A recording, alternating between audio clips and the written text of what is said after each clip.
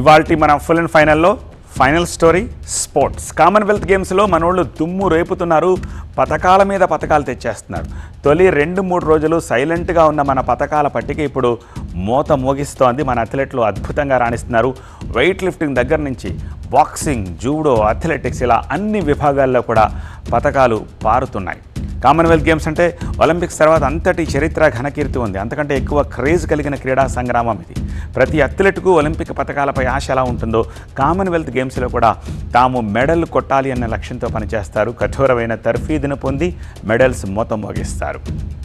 గ్లాస్గోలో జరుగుతున్న ఈసారి కామన్వెల్త్ గేమ్స్లో ఇప్పటివరకు 7 గోల్డ్ మెడల్స్ సాధించింది భారత్. బాక్సింగ్లో 2, జూడోలో 2, అథ్లెటిక్స్లో 2, వెయిట్ లిఫ్టింగ్లో 1 బంగారు పథకం వచ్చింది. అంతేకాదు మన అథ్లెట్లు 13 సిల్వర్, 7 బ్రాంజ్ మెడల్స్ కూడా సాధించారు. మొత్తం 27 పథకాలతో మహిళలు సాధించినవి 12 దాకా ఉన్నాయి. ఈ పథకాల వేటలో అమ్మాయిలు, అబ్బాయిలు కూడా మీరా మేమా అన్నట్టుగా పోటీ పడుతున్నారు. బాక్సింగ్లో మరిన్ని పథకాలు వచ్చే అవకాశం కూడా ఉంది మనకి. మొత్తంగా 10 మంది బాక్సర్లు ఈ పథకాల వేటలో ఉన్నారు. అంతేకాదు athletics, para athletics, judo, track cycling, lawn bowls వీటన్నిటిలో కూడా మన అథ్లెట్లు దూసుకుపోతూ ఉండడంతో ఈసారి మరిన్ని బంగారు పథకాలు తీసుకొచ్చే అవకాశాలు మెండుగా కనిపిస్తున్నాయి. వెయిట్ లిఫ్టింగ్లో 48 కేజీల విభాగంలో మీరాబాయి చానుకు గోల్డ్ లభించింది.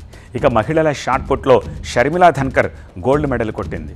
పురుషుల పారా అథ్లెటిక్స్ 100 మీటర్ల పరుగులో దిలీప్ గోల్డ్ సాధించాడు. ఇక జూడో 48 కేజీల విభాగంలో బంగారు పథకాన్ని తెచ్చింది అష్మితా డే. పురుషుల జూడో 60 కేజీల విభాగంలో హర్ష సింగ్కు బంగారు పథకం లభించింది. మహిళల 54 కేజీల బాక్సింగ్లో ప్రీతి పవార్కు స్వర్ణం దక్కింది. ఇవాళ జరిగిన 57 కేజీల బాక్సింగ్లో జాస్మిన్ స్వర్ణ పథకాన్ని తన మెడలో వేసుకుంది. అంతేకాదు ఇతర విభాగాల్లో నీరజ్ చోప్రా, లవ్లీనా, యామిని వీళ్ళంతా కూడా పథకాలు తీసుకొచ్చారు. మీరాబాయి చాను వరుసగా 3వ కామన్వెల్త్ గేమ్స్లో కూడా బంగారం సాధించింది. 2014 కామన్వెల్త్ గేమ్స్లో వెయిట్ లిఫ్టింగ్లో సిల్వర్ మెడల్ తీసుకొచ్చిన మీరాబాయి వరుసగా 2018, 22, 26 కామన్వెల్త్ గేమ్స్లో గోల్డ్ మెడల్స్ సాధించి హ్యాట్రిక్ నమోదు చేసింది. ఇది భారత వెయిట్ లిఫ్టింగ్ చరిత్రలో రికార్డ్.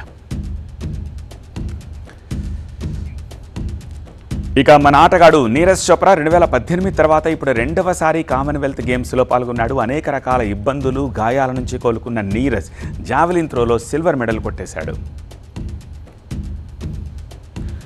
మహిళల 53 కేజీల వెయిట్ లిఫ్టింగ్లో జ్ఞానేశ్వరి కూడా పథకాన్ని సాధించింది. ఈ విభాగంలో సిల్వర్ మెడల్ కొట్టి మువ్వన్నెల పతాకాన్ని రెపరెపలాడించింది. అటు జూడోలో యామిని మౌర్య కూడా వెండిని తన ఖాతాలో వేసుకుంది.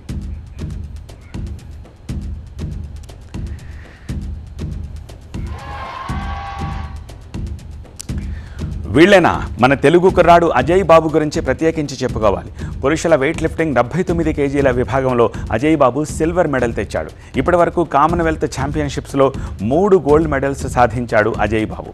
21 ఏళ్ల వల్లూరి అజయ్ బాబుకి ఇది తొలి కామన్వెల్త్ గేమ్స్.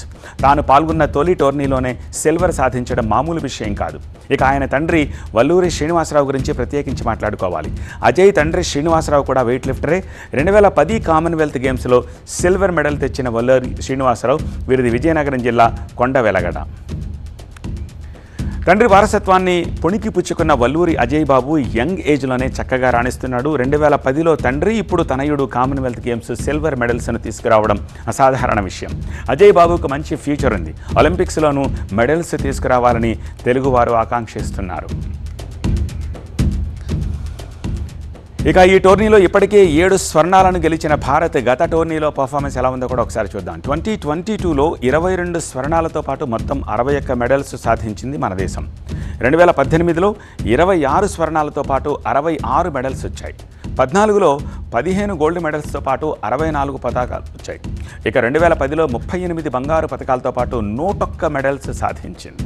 సో ఇప్పటివరకు మనం 100 పథకాలకు పైగా సాధించడం ఆ ఒక్కసారి మాత్రమే. ఇప్పుడు 2010లో. ఈసారి ఎలా ఉంటుందనేది ఇప్పుడు ఆసక్తికరం. ఈసారి 40 గోల్డ్ మెడల్స్ వస్తాయన్న ఆశతో ఉంది భారత క్రీడా శాఖ. అనేక విభాగాల్లో మన వాళ్ళు దూసుకుపోతూ ఉండడంతో కొత్త ఆశలు చిగురుస్తున్నాయి.